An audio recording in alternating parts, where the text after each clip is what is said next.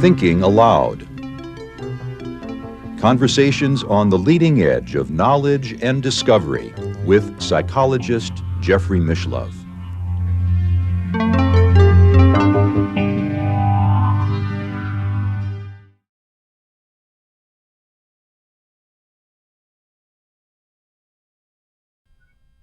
Hello and welcome. I'm Jeffrey Mishlove. Today we'll be exploring the subject of listening to animals. With me is Miranda Alcott. She has a master's degree in spiritual psychology and has been working in the area of interspecies communication for decades. Miranda is an old friend, and I believe the first time I interviewed her was about 20 years ago. Welcome, Miranda. Thank you, Jeffrey. Thank you so much for asking us. And this is Rumi. Want to sit up? Rumi is your teammate. Rumi is my teammate, and he is my service dog. You want to sit up? Sit up? I'm not sure he's going to sit up right now. Okay, well, sleepy boy. He's happy here. Yes, he is. Yeah. Well, what a pleasure to be with you again, Miranda. Thank you for inviting me. This is very exciting. And I just want to say at the beginning, thank you for how much you do for all of us. Your education and what you share and making it available to everyone is definitely up-leveling everything that happens on this planet. So thank you. Well, I'm happy to make my little contribution, and I think you're making an important contribution as well. I think it's worth saying that in addition to your work as an animal communicator, which also involves opening up people, opening up humans to various levels of intuitive communication, you do emergency work. I do. I do crisis response. And have done that for many years. So thank you for your service. It's small, but I love it.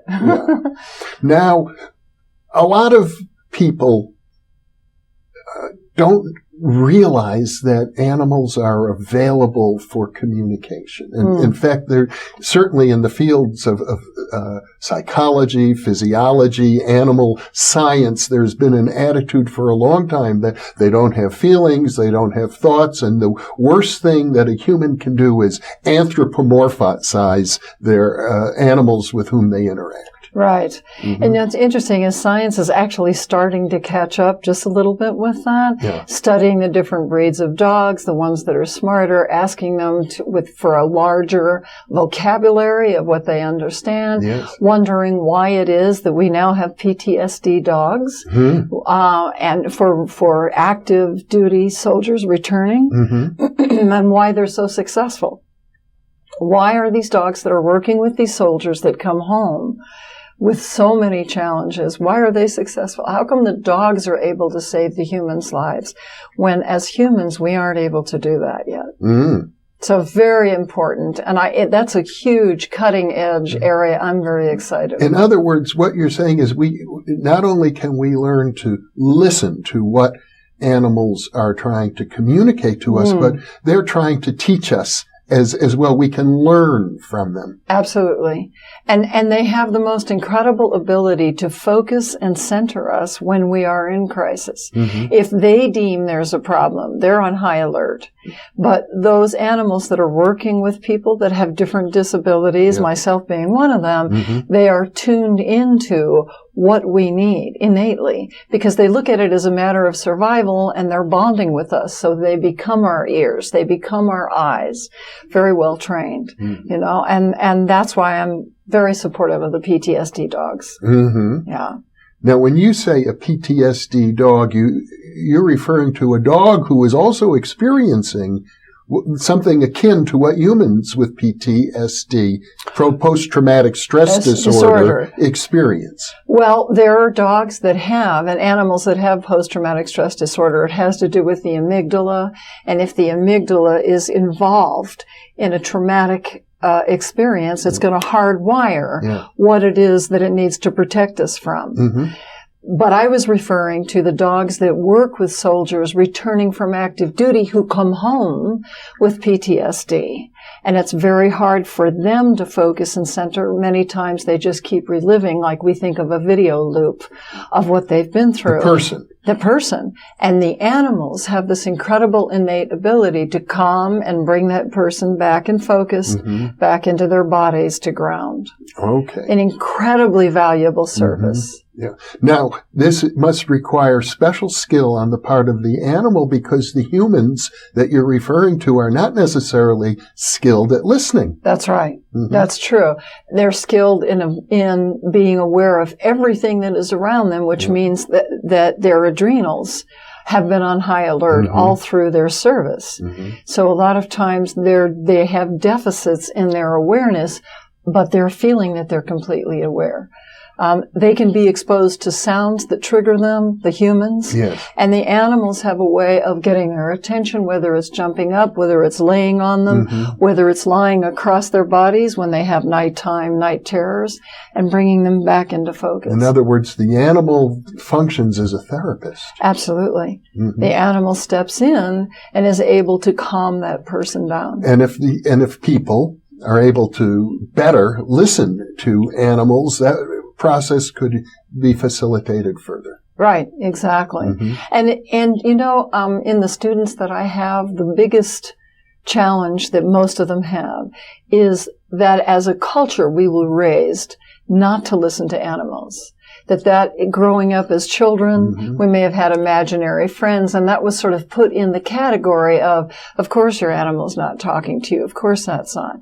We're finding out that's very different now. We're finding out, and most people actually inside want to believe that they can hear their animals, but it's been trained out of them as they grew up in our society, but there are entire cultures that do. So are you saying that when a child who has a pet also has an imaginary friend, that the imaginary friend might actually be the animal communicating to Exactly. That may be it. Wow. Yeah. It's very exciting. And many times when I get the wonderful opportunity to work with children, usually 7 and under, somewhere in there, they will openly tell you what their animals are saying.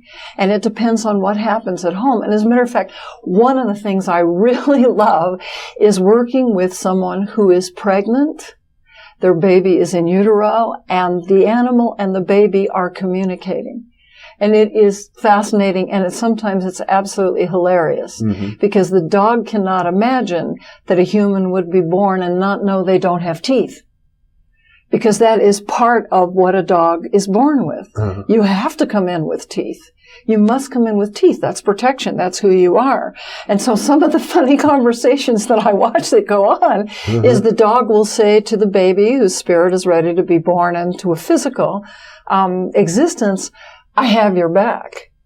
And the child, and many of them are very old souls returning, will say, what do you mean you have my back? Why do I need that? Well, because you don't have any teeth.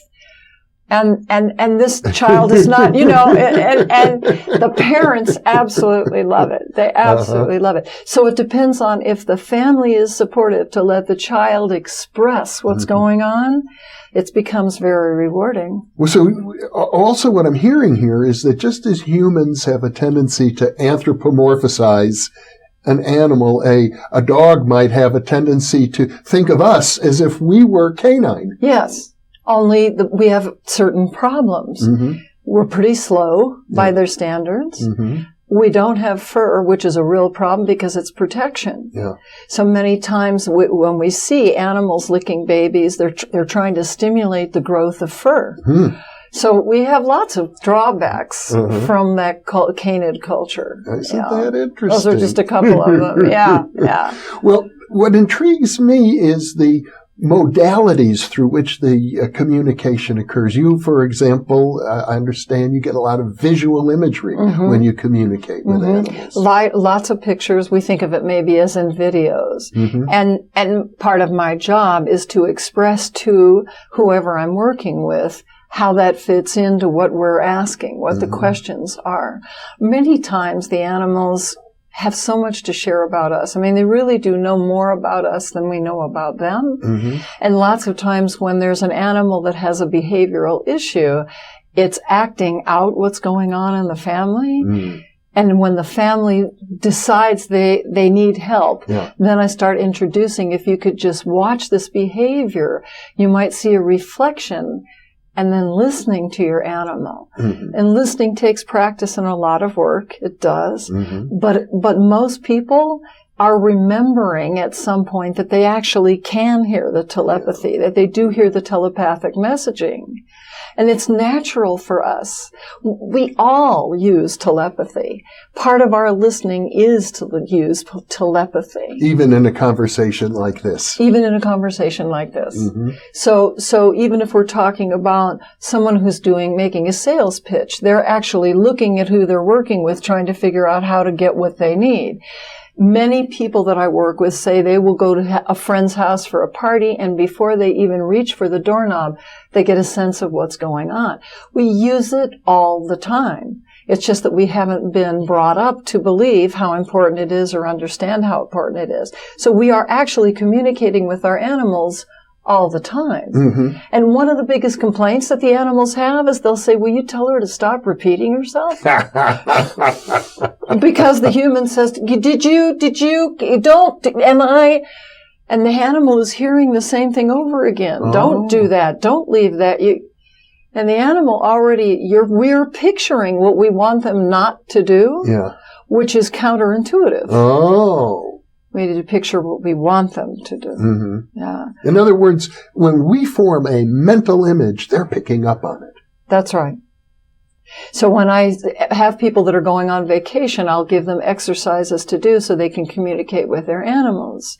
And one of the things I warn them about is make sure when you picture your animal, you're picturing your animal in your home and you coming home to that animal. Don't picture them out by the seaside where you are, because at that point the animal may say, oh my gosh, I got to go find her. Mm. And we don't want that to happen. Mm-hmm. Yeah. So there can be a lot of misunderstandings even in the middle of telepathic communication. That's right. That's why it takes practice and being really conscious and really devoted and wanting to have it happen. Mm-hmm. Another idea that I've gleaned from looking through some of your material is the notion that there are different languages that different species of animals use. That's true. Mm-hmm. There are different cultures for every animal there is. Yeah. And it's fascinating because contextually, what a cat may want to communicate would not matter to a dog.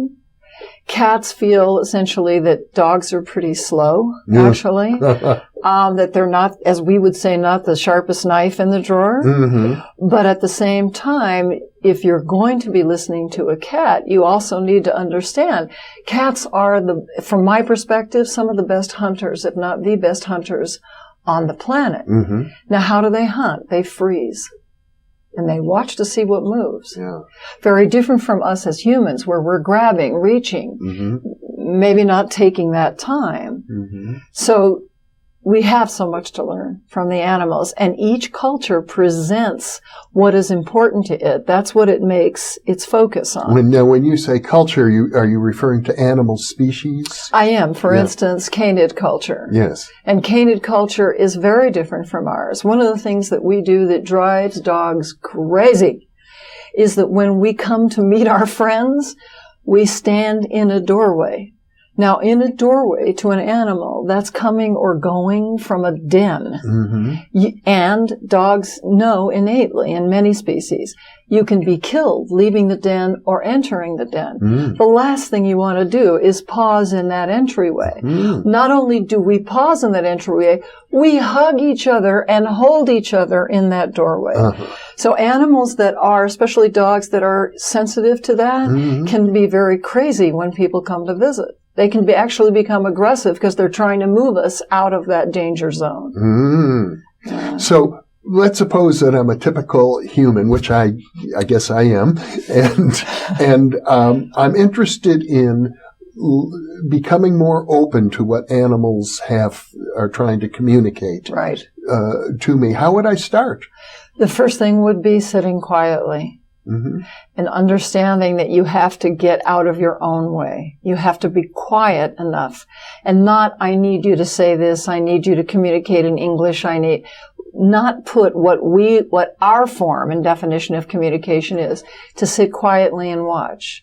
Sometimes it can be a flick of a tail. because cats will come and they'll come across and check us. Yeah. We need to understand that's languaging. Mm-hmm. Being quiet and being receptive, and then closing your eyes, clearing your mind screen, and just being in receptivity. Mm-hmm. For people who don't meditate, it helps to start meditating. For people who already meditate, they usually tell me that they'll see their animal at some point during their meditation, and that's a great beginning. Mm-hmm. Now, when you say their animal, yes. I know we have a sense that humans own everything around us. Oh, but I know you refer to Rumi as your teammate, not your animal. No, he isn't mine. Yeah. No, he isn't.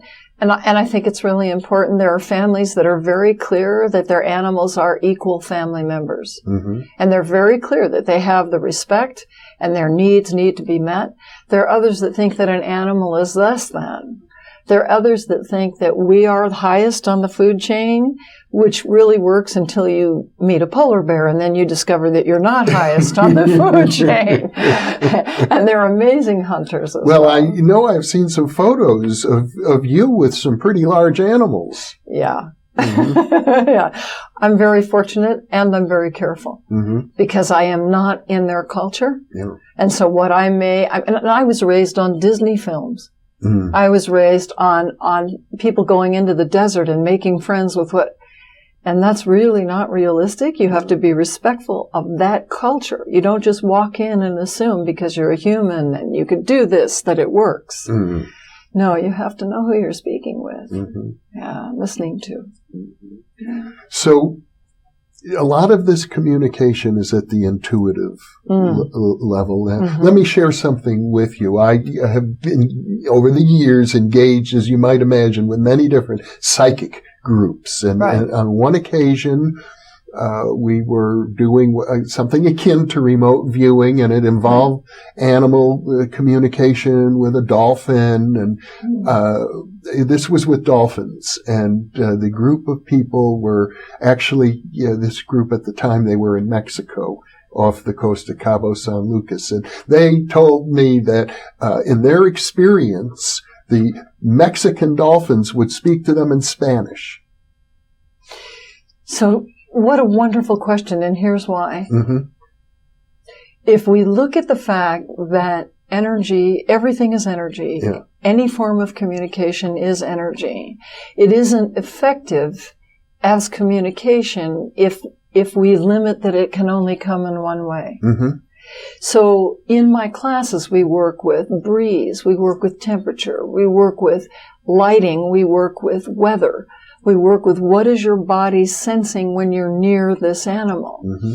In that time, and dolphins are incredible at reading us like that. Mm-hmm. In that time, those animals and where we come together is the intersection of what we have to learn. So if we are asking for guidance from that animal, there's really divine interpretations that happen. Yeah. So there, if you will, there's an interpreter between us and them, mm-hmm. and all it is an energetic pattern that fits our mm-hmm. pattern. And when that comes together, that's what we hear or experience. Now, another way of expressing, I think what you just said, is that our subconscious is acting as something of a filter. And absolutely, beautifully, beautifully. And if we choose to have the subconscious rise to a higher level, then we get even higher sources of information, not limited only mm-hmm. to a particular species. Now, that gets very interesting because naturally, many of my viewers are interested in higher consciousness. And I gather, perhaps like children, animals are more, it's more of a natural state for them to be kind of in tune with the universe. Oh, completely.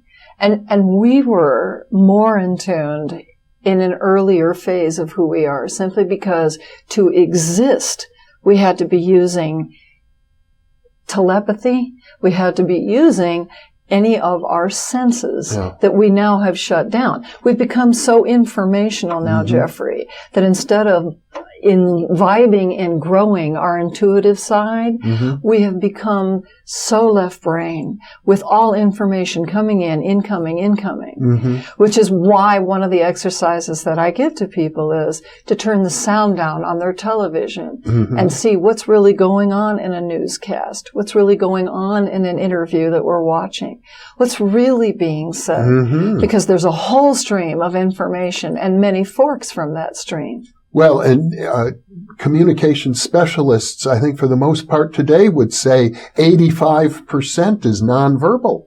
Thank you. Yeah. And it's not just physical. It's not just looking at body language. No, you can have people sitting very still that are very in tune, that know exactly what's going on. And I mean, the most obvious example I can think of that is putting ER doctors in the same room, soldiers returning from active duty. You can have them sitting in silence, and they know if the guy sitting across from them has been in the same experience they have or not. Nobody has to say a word. Why? Because there's an energetic patterning that's already met, non-verbally. And that's really the area in which you work in the energetics of it all. It is. I understand you visualize a lot of that. You're like looking at the aura or energy patterns around. I do that as well. And the more dedicated and deeper my work gets, the more different ways of communication are offered to me. One time I was sitting in a meeting with my mother that was a financial meeting for her, and someone wanted her to sign a contract and pushed it across the table. And I looked at it, and off the paper rose red lines like we think of highlighting under certain sentences, just a strip of red. I'd never seen it before, but I knew innately this means this is out of integrity. So we passed it back to the woman. Of course, she was very upset. And I just said, we need to think about it. Yeah. You know? And as soon as we got out to the car, my mom said, what did you see? What did you, you know? But I didn't need to know the legalese. I didn't need to understand it. All I knew was it was out of integrity. And it's also about you trusting yourself when you get these images. Yeah. It's what I call the T muscle, the trust muscle. You have to exercise it, and you have to take chances. People used to refer to that what we have is a gift. And I read somewhere many years ago, the gift is the first day you're born. After that, it's skill. You have to be willing to take chances, put it out there. And you have to understand, in some ways, there's no right and wrong, in the sense that in time you may come to understand what the meaning of what you were shown was. It may not happen right away, and that takes years and trust. You may say, but this seems so real. It did, but it may not have happened yet. You might be looking into the future. Yes, I had some really heavy experiences when I was 12. I had a nightmare that kept recurring. And it was so scary to me, and it was so real. My parents finally took me to a psychic, Lotte von Strahl, who said to me, you need to know that this is a real thing that will happen. Don't be surprised if you read about it in the newspaper. And 4 years later, I was walking down the hall in my parents' house, and the newspaper, it was as though it levitated. It didn't levitate. But I froze, and I realized, oh my gosh, this is it. It's in the newspaper. And it was the Tate LaBianca birders. Oh. And I wouldn't tell my parents about it because I was afraid they'd be involved. So. But then now you're talking about something that comes up almost inevitably for people who open up to these realms. And that is that there are dangers and fears associated with it. One of them being the fear that other people will think you're crazy. You know, it's interesting. My parents, who were on the board of ASPR, American Society for Psychic Research, for 17 years, they told me at 3 years old, honey, that's nice, but just make sure you keep it inside the house. Oh. So they let me know it was okay to talk about it inside the house. But it wasn't until I was 9 that they got involved with ASPR. Well, and you're fortunate. Most parents don't have such an affiliation. Right. That's true. Yeah. And I'm not sure which came first, the chicken or the egg on that one. I don't know. Yeah. But as people begin to sense that they're having experiences that are not part of the normal human consensus reality, that becomes a little frightening for people. That's where trust is important. That's where trust is important. And also, so many more people are waking up. That's usually the expression that, for me, it's remembering. I think everybody is just starting to remember now that there are people you can find that have like experiences. Yeah. And there's a lot of comfort in that. There's a lot of comfort in that. And it's so important to support each other. This is a time when we need more communication consciously that we're taking in. And one of the points you made earlier when we were speaking is that as humans become more open to communicating and listening to animals, they also open themselves up to a wide range of their own capabilities. That's right. So I have a lot of people that come into the classes that want to hear their animals speak, but they leave realizing, oh my gosh, I actually have been hearing more. And rather than being chastised for it, they get excited about it. And they're given permission. They give themselves a hall pass. To make it okay.